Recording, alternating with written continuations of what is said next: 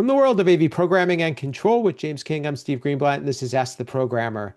James, how are you today? And looking forward to our fun conversation. We have a returning guest that we all know and we all enjoy speaking with. Oh, I'm doing great, Steve. And it's always great when we have this guest, especially this one, because I can really sit back and just let him talk. He will talk and talk. It, Is that a compliment? I don't it know if that's a is compliment Sure. or not. on a podcast. Well, that voice, if you don't recognize and if you didn't listen to our previous episode, he is none other than Joe Way. He is the executive director of digital spaces at UCLA and also co-founder of HETMA and also many other things, a podcaster and a award-winning AV professional. So welcome back, Joe. Hey, thank you so much, Steve. It's a pleasure to be back. Thank you so much, James. It's good to always see you. Thanks for being here. And if you didn't catch our last episode, please do, because this one is going to be kind of part two and continuing the conversation a bit. In episode 257, Joe spoke about what he's doing at UCLA and truly where the difference between a server-based cloud system and a genuine cloud system and some of the really creative solutions that he is providing in going from an AV system to more of a smart campus. So we'll kind of pick it up there. And some of the things that Joe shared was that they're unifying a lot of the systems on campus. It really is elevating what we think of when we think of programming and an AV solution, and this is really revolutionary and something that we know hasn't been done to this extent. Others have done more things that are creative and less standardized from what you think of in an AV system. So, Joe, let's just start by talking about what are some of the things that you learned in going through this process? What were some things that were eye-opening and maybe some of the challenges that you faced? Yeah, great question. I'll tell you this. The number one thing I learned is that as AV people, we box ourselves too much. We have so much more possibility of what we can do. We are the true eyes, ears, mouth, voice of our environment, of every environment. I'm talking obviously higher ed and our classrooms and our events and stuff, but retail environments, everything. We are so much part of anything, right? What is a stoplight? It's a red, green, and yellow light, right? It's still an AV product. It's a lighting product, right? Think about signage in parking systems and how we end up doing wayfinding and moving people around. So what really came to me was, why do we box ourselves in as, oh no, this is my little thing and don't touch my little world and keep me away and I'm siloed into here and we're the AV people. And I know we've complained about it as an industry forever, right? Well, how can people lose that? But I've found that, we are so integral to every single thing that happens anywhere. It's part of our lives nowadays. And we think about our smartphones and just how we interact with media. And if we take that and we use AV as the starting point for everything else, not just an ending point of some other things and, kind of the necessary evil, which I think a lot of people kind of complain that we get treated as. We have so much more possibility. That was my learning thing. And as we developed our system, which hopefully people listened to the last episode, if you didn't, pause this one, go back and listen to that one. And then while you're at it, go listen to episode 53 and 100. No, just kidding. No, and the is that once we started developing this system, and this is a true story, our events people, like our ticketing system, right, where they do tickets for basketball games and et cetera, and our events booking groups for like just student groups, not classrooms, but I'm just talking, doing a whatever. They're looking for a new ticketing and reservation system, and they're putting out a huge RFP. I'm like, by the way, we can do that. We can do it for free.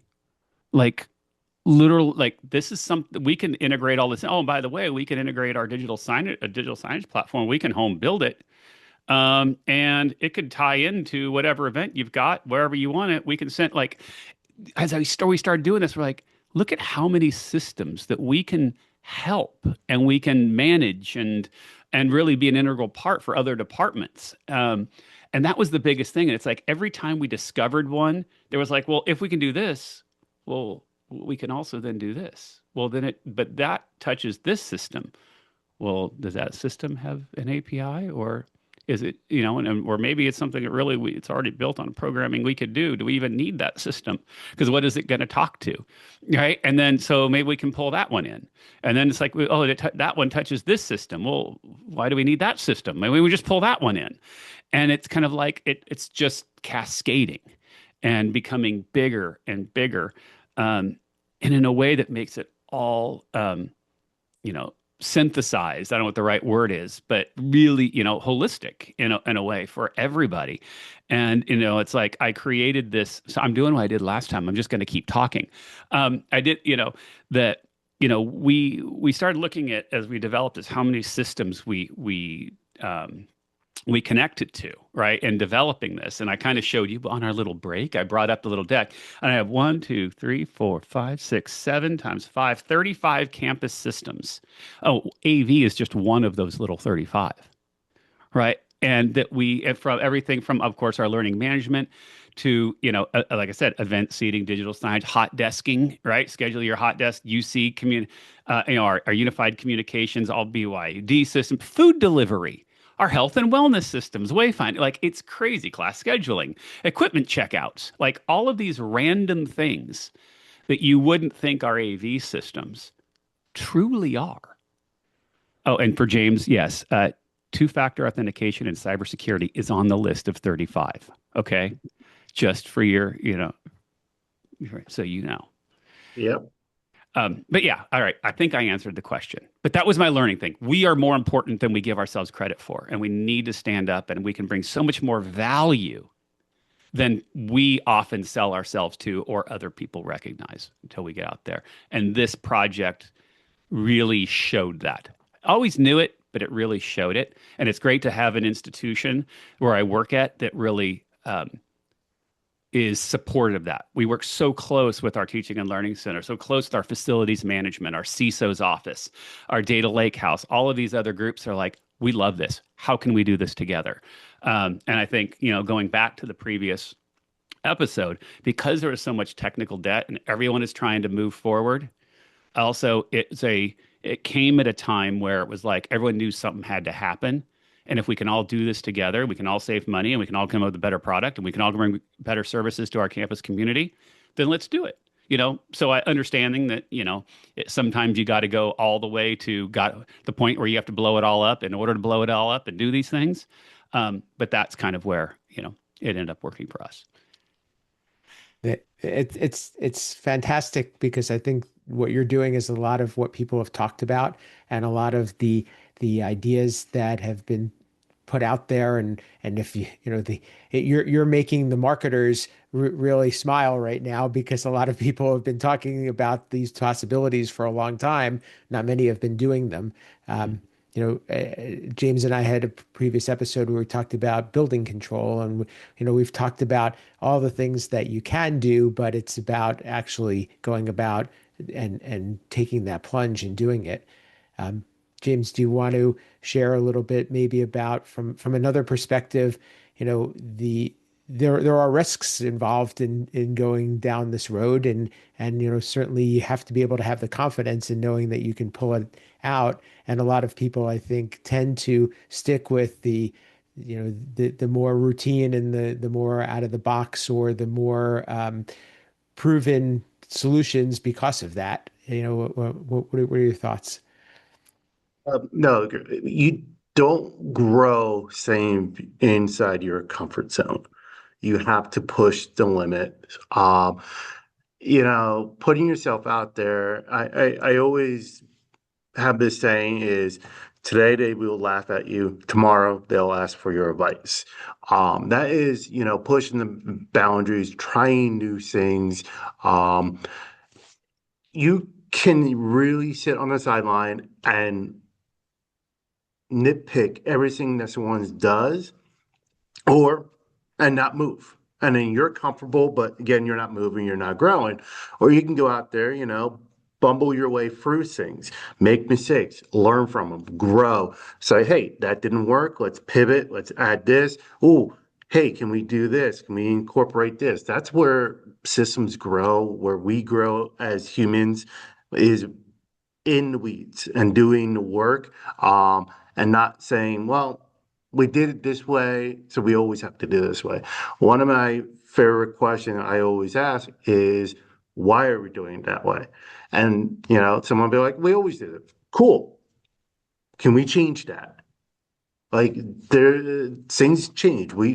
Today is different than yesterday.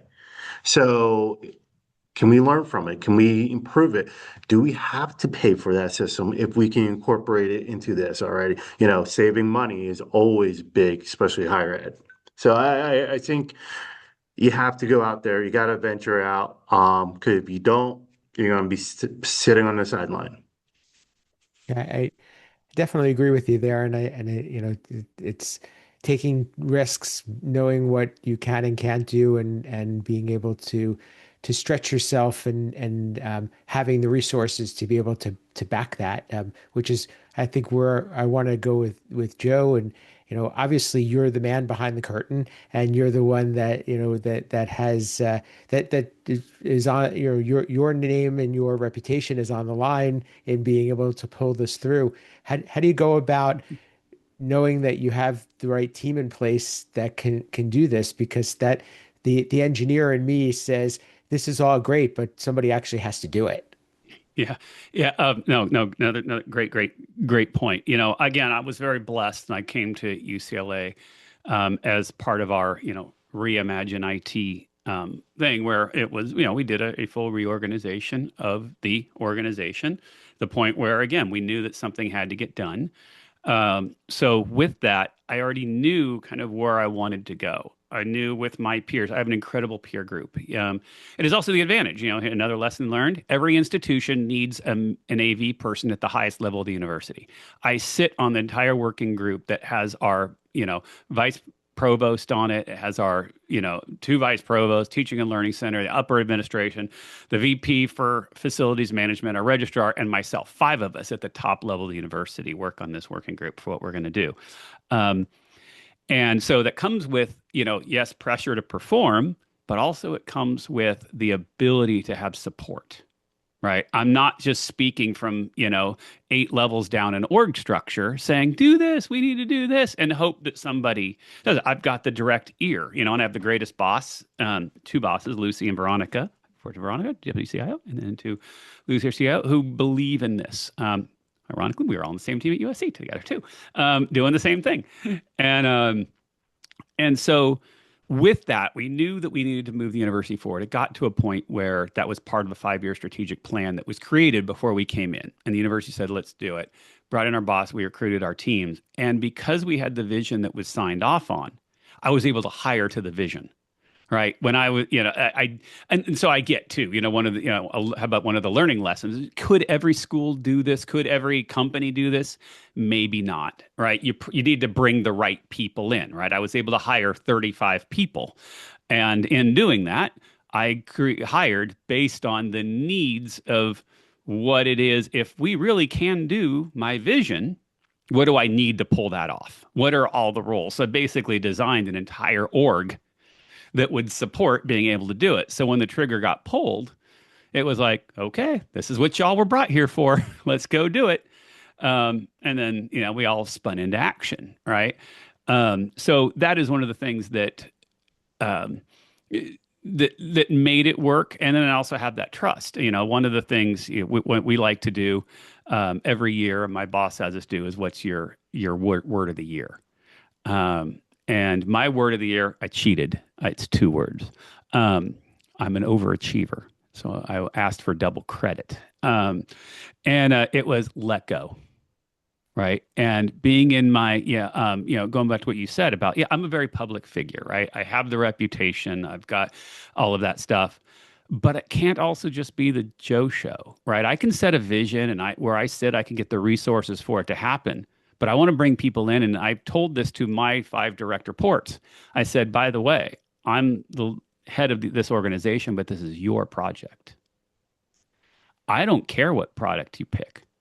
I don't care what we like. This is on you. Every one of those. So, fun fact: even when we did our RFP, I recused myself from a vote.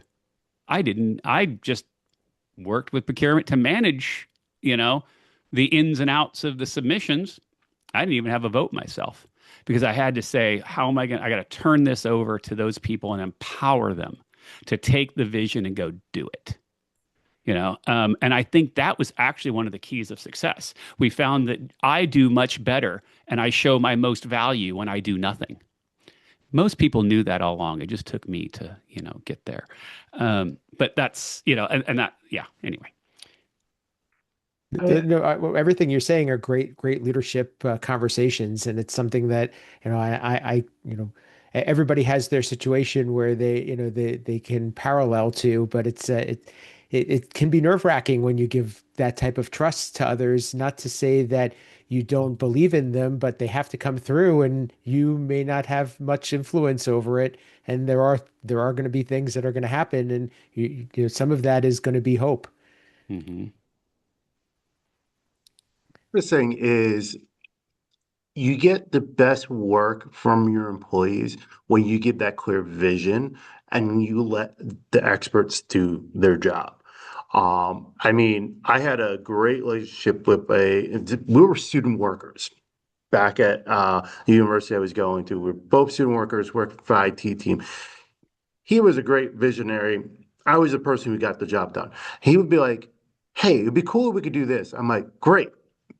Next day I had it working. Like, I love that idea. I figured out how to make it work. So having that somebody who's that visionary, I think, and then getting out of the way of the people who actually can do the work is the best way of doing it. It's very hard to get out of the way. I'm learning that. I'm thinking I'm making the right strides in that, but there's so many times I sit there and be like, well, I would have done it this way. And I'm like, well, that doesn't matter. As long as the goal is met, who cares what path they take? Mm-hmm. 100%. I always say that, you can tell people what you want or how to do it, but you can't tell them both. Hmm.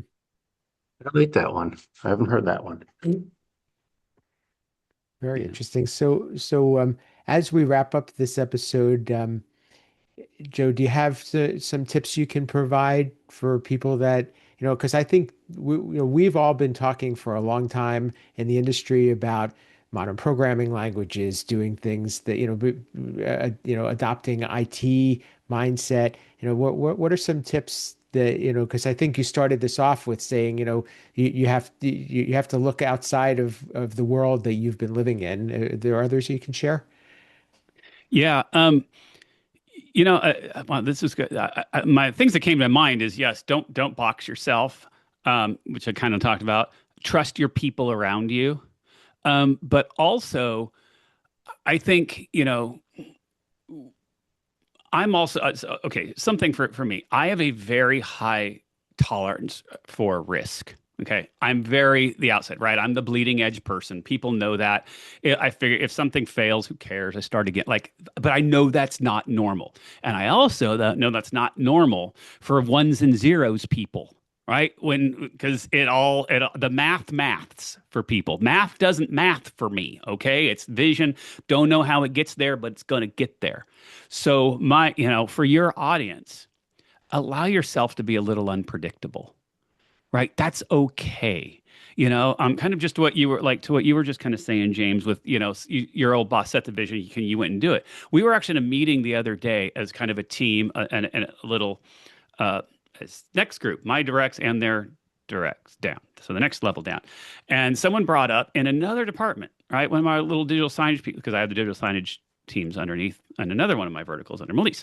And she said something like, well, kind of if we could do this. And Nick turns to Kenny and is like, I think Kenny can spin that up what do you need? A couple hours? Like, wait, she had this idea of, whoa, what if we could connect this to this? And Kenny's like, yeah, sure. I don't know. I'll go take a look at it. I think I can spin you up a web page for that. And it was like, But who thinks about that is in AV, right? Like, but the fact that someone said something and we're not, and you create that environment for, what's the worst case scenario? He throws a few hours into it and says, I can't do it. I thought I could, but maybe here's where we could go, right? That's the worst thing that happens. The best thing that happens is we just gave someone their own private web portal dashboard to go control 400 screens around campus without having to go do SneakerNet and knocked it out overnight. Like it's crazy stuff like that that I know that programmers have the ability to do. But advocate for yourself to say, hey, I know we can do it. And you can talk about this. We've got the solutions. It doesn't have to be, the Tron programming and that's your box, right? Both are great. The different Trons are great and all that stuff. And they do all the good. But I'm saying that doesn't have to be your box. In fact, kudos to the different Trons and the Qs, all of them. They're actually much more. Here's my takeaway. Sorry, you asked a question. But takeaway from ISE this year was I was very impressed with the major control manufacturers all being like, there wasn't a lot of new gear, but there was we're going to play well in everybody else's sandboxes now. That wasn't the case a few years ago. So even if you are a certain ecosystem, they're now all willing to work with others and open up and play, which you as a programmer, God, that's got to feel good to have that kind of freedom. Now to just go advocate to your bosses to say, hey, let me do some of that and look at the value I can bring in XYZ. So that was a long answer to your No, short I like question. that a lot, and I agree with you that we've become more collaborative, and I think programmers need to put themselves in an environment where they could be more creative. Is probably a lot Mhm. of what you're saying, and some of them have that where they are now, and some of them may, if they have that itch, need to seek those types of roles and opportunities. Yep, 100%. Well, 100%. thanks again, Joe. Many more conversations in the future, and we want to keep up with you and keep learning about what you're doing, and we'd love to even speak with some more of your team in the future. So, looking forward to doing that. Until then, how can people get in touch with you? How can they learn more about what you're doing and all the things that you contribute to the industry? Yeah, you can find me at Josiah Way on all the socials or the .com. And of course, you can find me on the HETMA community, hetma.org. So jump on there and go to ucla.edu, search our newsroom. You'll see all the stuff about the project we're doing. And you can every now and then I put out a Hired AV podcast episode. I'm 4 days late on this one. I recorded it, I just haven't posted it. That's Okay, okay. It so but counts. by the time people are listening to this, I'll just be late on that one, another one. So there we go. Well, always a pleasure and always enjoy talking with you and looking forward to doing it again soon. James, any final thoughts and anything that you want to share in terms of how people can reach you and learn more about what you're doing? I think the only final thought, if anyone takes anything away from this, is you got to push the boundaries. You can't box yourself in. I know Steve and I have talked about that on many episodes. Joe showed a great example, what they did by, kind of not boxing themselves in. So definitely push that out, push those boundaries, take risk. Again, if you want to get a hold of me, Google me, you'll find me. I'm out there.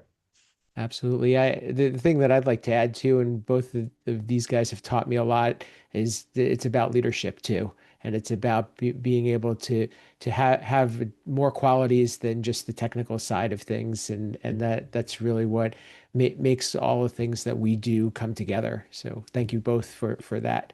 Um, for me, you could find me at Steve Greenblatt on social platforms. LinkedIn is the primary place. And while you're on LinkedIn, check out the Ask the Programmer community, where we have a group that is the listeners and the supporters of this podcast. And we can use that as a place to continue these conversations and meet each other and get to have more programming to talk and elaborate on these episodes. So check that out.